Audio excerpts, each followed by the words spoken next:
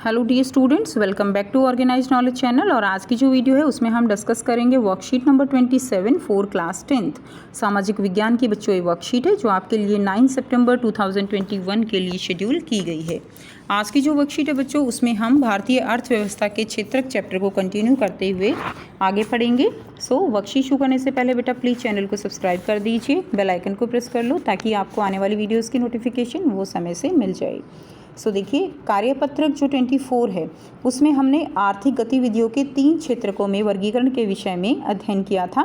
और ये क्षेत्र कौन से थे? प्राथमिक, द्वितीयक एवं तृतीयक क्षेत्र। ठीक है, जिसमें हमने पढ़ा था प्राथमिक क्षेत्र जो है वो कृषि से जुड़े हुए हैं, द्वितीयक क्षेत्र जो है उद्योग धंधे हैं और तृतीयक क्षेत्र वो सेवाओं से जुड़े हुए हैं। क्लियर? आर्थिक गतिविधियों के क्षेत्रकों में वर्गीकृत करने के अन्य तरीके भी हैं। और आर्थिक गतिविधियां कौन सी होती हैं? आर्थिक गतिविधियां वे गतिविधियां होती हैं जिनसे हमें आय होती है, जिनसे हम पैसा कमाते हैं। ठीक है, वो गतिविधियां आर्थिक गतिविधियां कहलाती हैं। अब अगर हम यहाँ पे बात करें कि इनको बांटने का जो आप कह सकते हो वे है या इनको वर्गीकरण करने का जो तरीका है, एक तो हम कर चुके हैं प्राथमिक, द्वितीयक एवं तृतीयक। क्लियर? और अब हम इसको वर्गीकृत करने के अन्य तरीकों के बारे में देखेंगे। तो ये कौन सा तरीका हो सकता है? ये हो सकते हैं सार्वजनिक क्षेत्रक और निजी क्षेत्रक। दूसरा है संगठित क्षेत्रक और असंगठित क्षेत्रकों के रूप में भी ये हो सकते हैं। तो सार्वजनिक और निजी क्षेत्रक ये क्या होते हैं? सार्वजनिक क्षेत्रक यानी जो पब्लिक सेक्टर होते हैं, पब्लिक जैसे कि आप कह सकते हो जिसका यूज सब लोग करते हैं, जैसे गवर्नमेंट स्कूल है। गवर्नमेंट स्कूल किस में आएगा? आप सब बच्चे गवर्नमेंट स्कूल में पढ़ते हो, तो वो क्या है? वो एक सार्वजनिक क्षेत्रक है। और जो बच्चे निजी स्कूल में यानी जो प्राइवेट स्कूल में पढ़ते हैं वो क्या है? वो एक निजी क्षेत्रक है।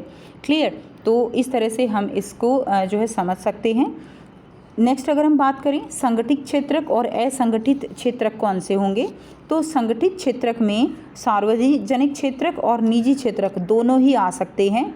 ठीक है, संगठित क्षेत्रक ऐसे क्षेत्रक होते हैं जहां पर जो गवर्नमेंट के रूल्स हैं, गवर्नमेंट के नॉर्म्स हैं, उनके अकॉर्डिंग काम किया जाता है। जैसे कि कुछ पब्लिक स्कूल जो हैं, बड़े बड़े स्कूल हैं, वहाँ पर गवर्नमेंट के रूल्स को फॉलो किया जाता है। तो जहाँ ये गवर्नमेंट के रूल जो फॉलो होते हैं इनको जो है ये कैसे में आएगा? ये संगठित क्षेत्रक में आ जाएगा। लेकिन जहाँ पर गवर्नमेंट के रूल फॉलो नहीं होते, जैसे कोई प्राइवेट जो है आप कह सकते हो कि कोई अपना काम धंधा है, तो उसमें क्या गवर्नमेंट के रूल्स जो है वो चलते हैं? नहीं चलते। तो वो क्या होगा? वो एक असंगठित क्षेत्रक होगा। अब हम दोनों में अंतर को समझेंगे। देखिए, सार्वजनिक क्षेत्रक और निजी क्षेत्रक में, तो सार्वजनिक जो क्षेत्रक है उसकी परिसंपत्तियों पर किसका नियंत्रण होता है? सरकार का नियंत्रण होता है। जबकि जो निजी क्षेत्रक है उसकी जो परिसंपत्तियां हैं वो निजी स्वामित्व के अंडर होती हैं, यानी उनके ऊपर किसी का कोई नियंत्रण नहीं होता। ठीक है, वो निजी होती हैं, अपनी होती हैं। नेक्स्ट देखिए, इसका उद्देश्य केवल लाभ कमाना नहीं होता। जो सार्वजनिक क्षेत्रक हैं उनका उद्देश्य केवल लाभ और लाभ नहीं होता। ठीक है, लेकिन जो निजी क्षेत्रक होते हैं, प्राइवेट जो सेक्टर होते हैं, उनका उद्देश्य अधिकतम लाभ कमाना होता है। सार्वजनिक क्षेत्रक जो होते हैं उनमें रोजगार की सुरक्षा होती है, यानी अगर आप कह सकते हो कि कोई गवर्नमेंट स्कूल में टीचर है तो वो क्या है, उसके एक रोजगार की जो है वहाँ पर क्या है, एक सुरक्षा होती है। जब गवर्नमेंट का एम्प्लॉय होता है तो उसकी आप कह सकते हो उसकी जॉब सिक्योरिटी हो जाती है। अगर हम निजी क्षेत्र की बात करें तो रोज़गार की सुरक्षा नहीं होती। जैसे कि अब अगर हम लॉकडाउन के टाइम पे ही देखें तो जो गवर्नमेंट जॉब पे जो लोग थे उनकी जॉब एक तरह से सुरक्षित थी। लेकिन अगर हम प्राइवेट सेक्टर की बात करें तो बहुत सारी कंपनियां, बहुत सारे जो आप कह सकते हो इंडस्ट्रीज़ है, लोगों ने क्या की, सॉर्टिंग कर दी। ठीक है, जो वेतन नहीं दे पाए उन्होंने उनको निकाल दिया। तो वो क्या था? वो एक रोज़गार की सुरक्षा नहीं थी। सभी सेवाएं सरकार उपलब्ध कराती है। सार्वजनिक क्षेत्र में जो भी सेवाएं होती हैं वो सरकार उपलब्ध कराती है, जबकि निजी क्षेत्र में सारी चीज़ें एक व्यक्ति या एक कंपनी वो उपलब्ध करवाती है। नेक्स्ट देखिए, सवैतनिक छुट्टी व अन्य सेवाएं दी जाती हैं, यानी सार्वजनिक क्षेत्र जो पब्लिक सेक्टर होता है उसमें अगर आप छुट्टी लेते हो तो उसमें आपको वेतन भी दिया जाता है।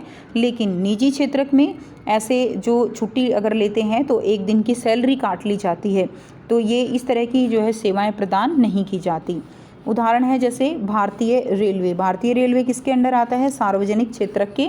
और निजी क्षेत्र में जैसे टिस्को यानी जो स्टील प्लांट है, स्टील इंडस्ट्री है, उसको टिस्को जो है वो टिस्को है। क्लियर? तो ये क्या है? ये निजी क्षेत्रक है। नेक्स्ट देखिए, अब हम बात करेंगे संगठित एवं असंगठित क्षेत्र की। तो असंगठित और संगठित क्षेत्र क्या है? संगठित क्षेत्र कौन से क्षेत्रक हैं और असंगठित क्षेत्रक कौन से क्षेत्रक हैं, ये हमने पहले भी पढ़ा है। संगठित क्षेत्रक यानी जो सरकार के रूल्स नॉर्म्स के अकॉर्डिंग काम करते हैं उनको संगठित क्षेत्रक कहते हैं। और इसके अंडर जो है पब्लिक सेक्टर और प्राइवेट सेक्टर दोनों ही संगठित क्षेत्र के अंडर आ सकते हैं।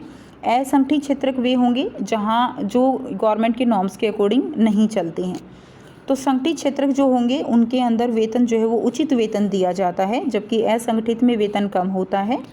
संगठित में कार्य के निश्चित घंटे होते हैं, जबकि असंगठित में कार्य का समय निश्चित नहीं होता।